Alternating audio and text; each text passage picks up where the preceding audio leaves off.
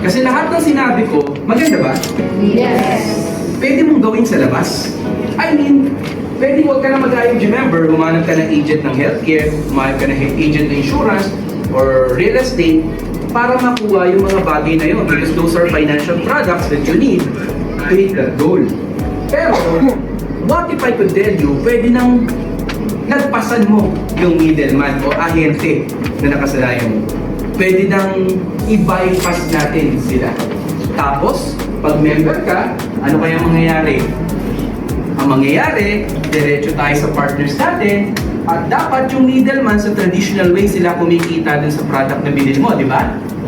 Pero dahil IMG member ka, instead na kumita yung middleman, pwedeng discount or commission na lang sa'yo yun. Ano mas maganda? Kumita pa yung middleman o ikaw na lang kumita?